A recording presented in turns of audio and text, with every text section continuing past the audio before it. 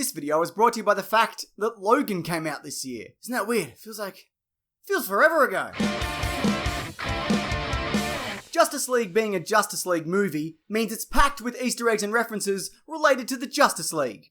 And DC Comics, and the DC Extended Universe, or whatever it's supposed to be called, I don't think they've named it yet, other unrelated TV shows and films, and a whole lot more. So let's get stuck into all of that. Bearing in mind, full spoilers for this movie, so if you want to skip all that, just go to here. I mean, it's kind of pointless, because this is where the video kind of wraps up, and I start recommending my podcast, The Weekly Planet. And now on this Monday's episode, we're going to be getting into the good and the bad of the Justice League film. I'll probably even end up playing a clip. It's called cross-promotion. Deal with it. Overused sunglasses meme. Do it! No, that's the wrong overused meme. Right, let's talk about this movie's universe. Seeing as we're now Man of Steel, Batman v Superman, Suicide Squad, Wonder Woman, Justice League, 5 movies into this franchise, there's bound to be callbacks. The furthest away being Man of Steel in 2013, as we again see that ancient Kryptonian ship, which may or may not be the Fortress of Solitude, where again we get the Hans Zimmer Man of Steel theme. At the very beginning we see Henry Cavill's uncanny mouth tell us again that the S, it stands for hope, but also how that it's a river or something. So which is it, Cavill? Is it hope or is it a river? What do you make up your mind? I bet you don't even know. We also got confirmation from Jason Momoa that Aquaman and Superman have met before in this scene in Man of Steel. Off screen, he apparently helps him out when everything is exploding and on fire. Hey Clark, you thinking about your childhood? You look like you're thinking about your childhood. Justice League. We also see Superman's X-ray vision again, which is something he struggles to control when he's resurrected. Superman also says to Batman, "Do you bleed?" Just like what Batman said to him in Batman v Superman. Do you bleed? Which I know is a callback, but it also seems like there's a very obvious answer to that. I mean, he is just an alcoholic man in a batsuit. Bruce Wayne also famously said this line in Batman v Superman: "If we believe there's even 1% chance it is our enemy, we have to take it as an absolute certainty." That's always been a confusing line to me. Even if there's a 1% chance, well, that means you stab him to death.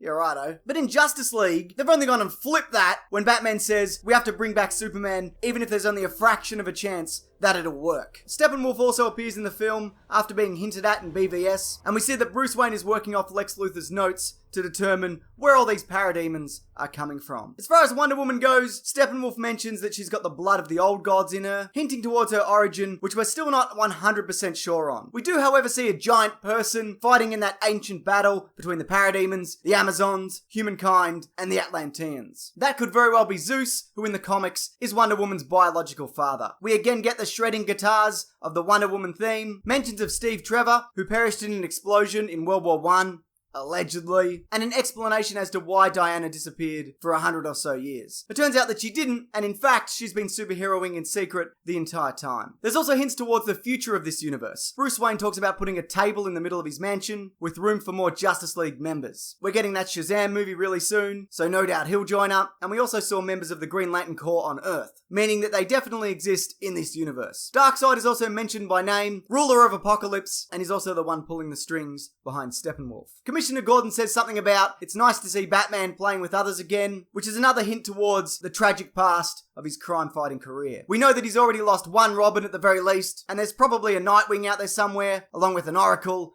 and also an Egghead. Right, let's talk comics. We have 3 mother boxes in this film. Alien technology that's capable of pretty much anything. Transportation, information, planet destruction. You can rest a drink on them. Limitless potential. We also see boom tubes, the process in which Steppenwolf moves place to place. Steppenwolf in the comics is Darkseid's uncle, but the relation he has to him here is not elaborated on. We also see some Desaad-like looking figures on Earth at one point, though there's no confirmation that any of them are him. Crispus Allen makes an appearance. He's the one talking to Commissioner Gordon about the parademon kidnappings. He might later go on to become the Spectre, like he does in the comics. We again see Miles Dyson / Silas Stone, father of Cyborg. He's working for Star Labs, a corporation that features prominently in the Flash comics and TV show. The janitor there who gets kidnapped has the last name Jensen. Another Jensen, Raymond Jensen, at one point becomes the villain Parasite. And Cyborg towards the end of the film gets an update to his look that's very much more in line with the comic version of that character. This Aquaman is unlike the traditional version of the character, but there are some similarities. Some versions of the character do indeed have long hair and a beard, some also have a hook hand, and some have a water hand. His future wife Mira appears, and his mother, Queen Atlana, is referenced by name. Also, his trident is apparently not his traditional trident, the Trident of Neptune. That will make an appearance in the Aquaman solo film. Like in the comics, there's much made about Aquaman's ability to talk to fish.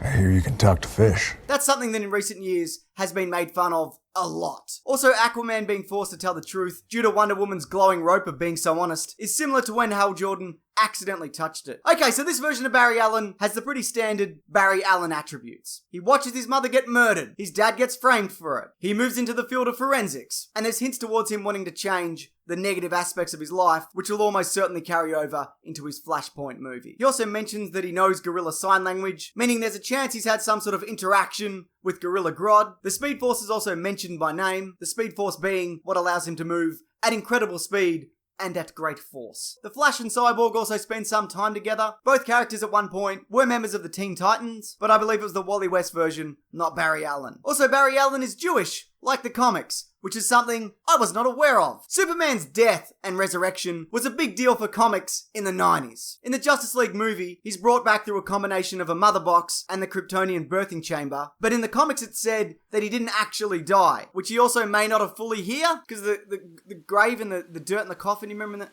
Anyway. But what happened when he fought Doomsday was, he just got completely depleted of his energy. Sorry about the rain, if you can hear the rain, it started raining a lot. He's placed in the Kryptonian regeneration matrix, which powers him up, but he's still weakened and missing a lot of his abilities. Also, he's sporting a black suit with a silver S and a sweet mullet. We didn't get the black suit or the mullet, which shattered my dreams of #mullet for Superman, which is fine, you know, you can't have everything, but at the same time, it's the only thing that I wanted in this film and you blew it, DC!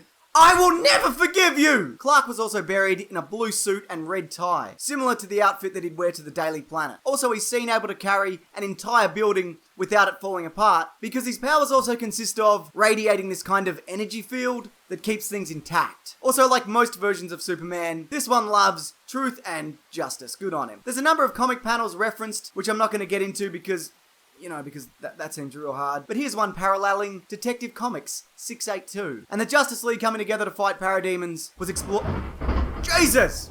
Do you hear that? There's a crazy storm happening while I'm recording this.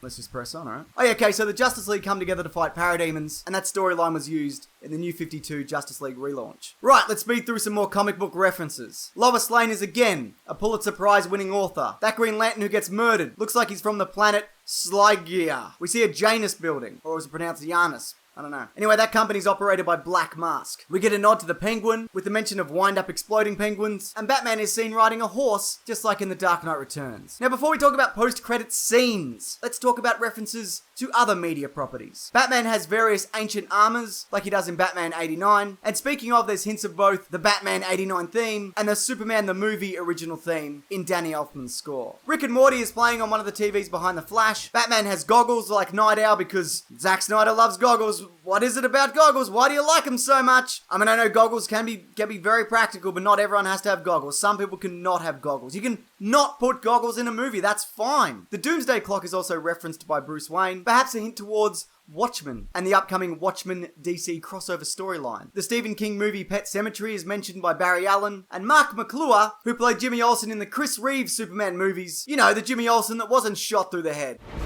Ah, Jimmy, why? He turns up as the guy who works on the desk at that prison. Now, I hope you like post-credit scenes because this movie has some of them, 2 of them. The first of which features the Flash and Superman in a race to determine who is fastest. Now, the Flash, when his powers are fully developed, could easily outrun Superman. He could probably even outrun Superman now, even if Superman can fly faster. I don't yet think, though, that this version would be much faster than Superman, or even faster at all. That's no doubt going to change as things progress. The second scene shows us a Jesse Eisenberg Lex Luthor, everyone's favourite Lex Luthor, not, got him, and how he's freed from prison, sitting on a boat, and then greeting Joe Manganiello's Deathstroke. He proposes a villain team-up of sorts, a league of their own, if you will, hinting towards a Legion of Doom style team-up. Deathstroke is also rumoured to be the villain in the upcoming Batman solo movie, which may or may not feature Ben Affleck as Batman. Who knows at this point? He seems kind of over it, I don't know. We'll find out soon enough. Right, here's the winner of last week's Loot Crate. If you are this person, just private message me